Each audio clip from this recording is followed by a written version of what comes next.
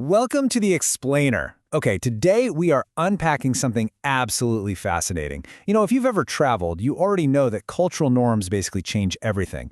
But honestly, nowhere is this more of a potential minefield and, let's be real, more interesting than in the realm of cross-cultural dating. It's like a giant puzzle. Today, we're taking a really focused look at the pacing of romance in Japan. We're going to decode the unwritten rules of affection using some direct cultural insights. So if you've ever wanted to understand how romantic timelines completely shift across the globe, you are in the exact right place. Okay, let's dive into this. It's the ultimate question, right? Picture this. You're out on a date, things are going flawlessly, the conversation is just flowing, and you start wondering, when do I actually go in for that first kiss? In a lot of Western dating contexts, a totally successful first date kind of carries this implicit expectation that it's going to end with a kiss to, seal the deal. But if you're bringing that exact same framework to dating a Japanese girl, you really need to hit pause and completely recalibrate those expectations. Section 1. The First Date Reality. So imagine this. You've spent hours together. You're vibing perfectly. The laughs are totally genuine, the eye contact is locked in, and you're feeling this real, palpable connection. Naturally, you're expecting a romantic end to the evening, but the reality? It's a polite wave goodbye at the train station.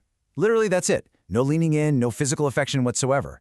And honestly, it can be a pretty jarring contrast if you aren't prepped for it. It happens because the romantic pace in Japan is simply built differently. It's structured on a whole different timeline of trust and setting boundaries. So, the crucial point is, and before you panic, seriously, don't sweat it. It is not a lack of chemistry.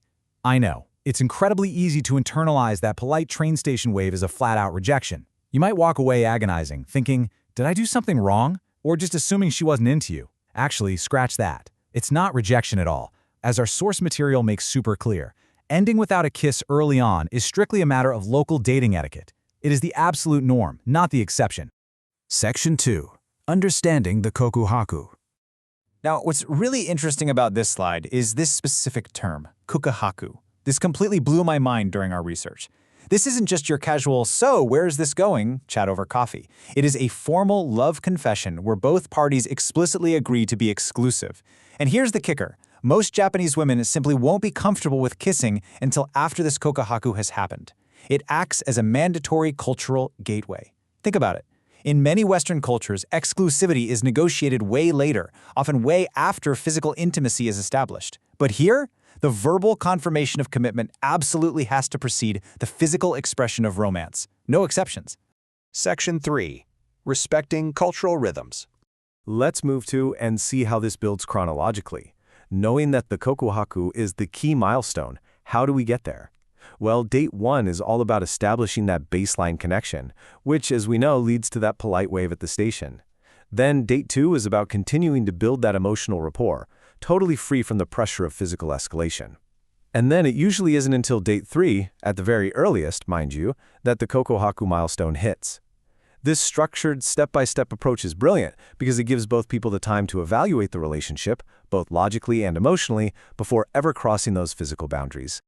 And this brilliantly illustrates how it almost feels like a gamification of the dating process. You literally have to level up to official couple status before you get the green light for physical affection like kissing.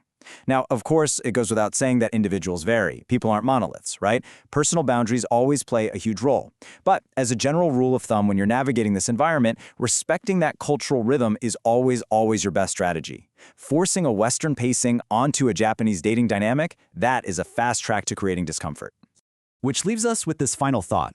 When you step outside your own cultural bubble, your usual playbook might not just be ineffective, it might actually be entirely inappropriate.